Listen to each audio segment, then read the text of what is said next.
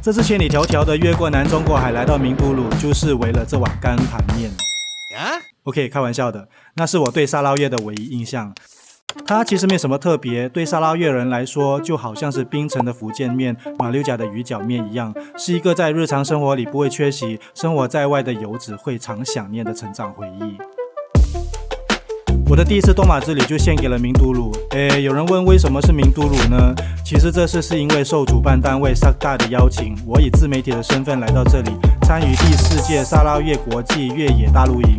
名都鲁会是活动的起点，也是终点。简单来说，名都鲁在最早期只是一个小渔村，但因为有人在当地发现了石油，所以在短短的几十年发展迅速，从5000人口发展成为几10万人的工业小镇，一跃成为沙捞越第4大城市。距离首府古晋的陆路距离大约是530公里，那是大约10个小时的车程。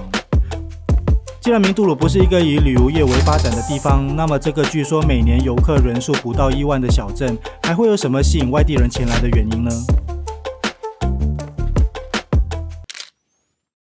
媒体在当地的行程非常的充实，受到当地甲必丹的热情招待，安排了一整天满满的行程。对，你没有听错，原来在东马还有甲必丹担任地方社区领袖。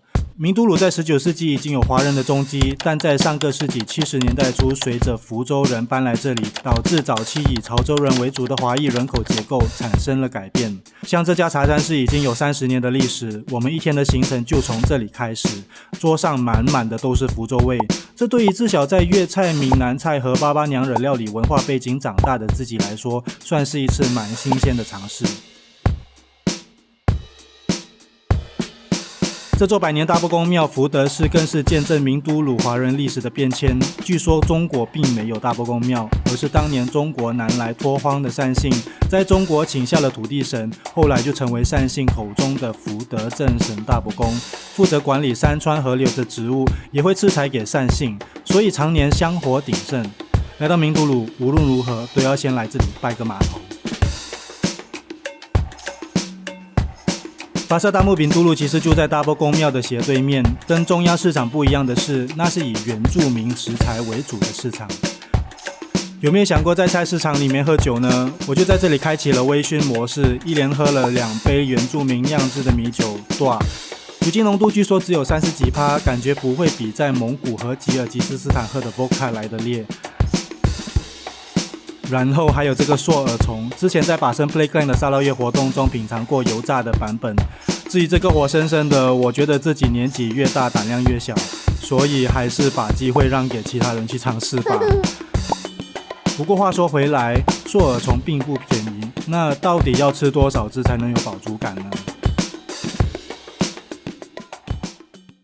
接着我们都河来到马拉诺族人聚集的渔村，探访一对老夫妻，请他们示范布拉酱的制作过程。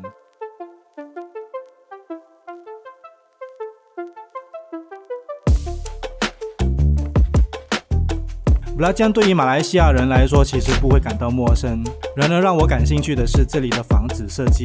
据说这里住了大约5000人口，但房子的建造各有自己的特色，而且毫无规划，甚至有点简陋破损，却成了一道跟市镇不一样的社区风景。马拉诺人也被称为 Orang Bintulu， 顾名思义就是这里的土族。早在16世纪以前，这里就是马拉诺国的领土。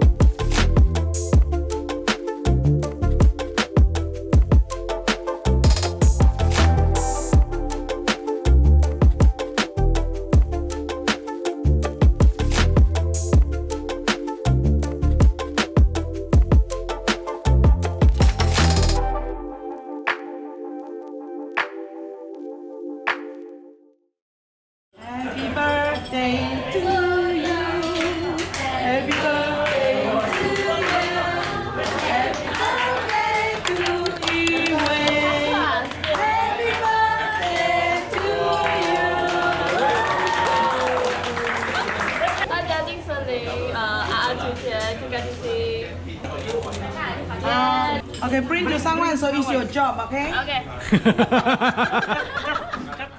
如果你以为我们的行程到这里就结束了，那你就错了。晚餐之后，我们乘船出发，前往30公里以外的海域，在月光下乘着海浪行驶大约1个小时，登上一艘捕鱼船，只为了观看渔夫捕鱼的过程。手边放那边啊。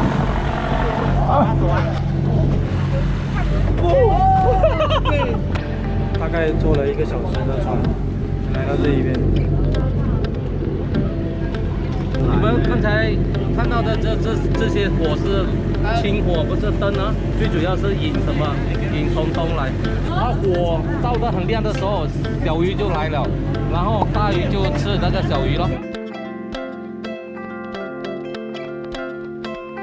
渔夫的作息日夜颠倒，一天的收获得靠运气，也靠纯熟的捕鱼技术。这一晚的渔获会不会是因为我们的到来而将鱼群吓走，结果收获不多呢？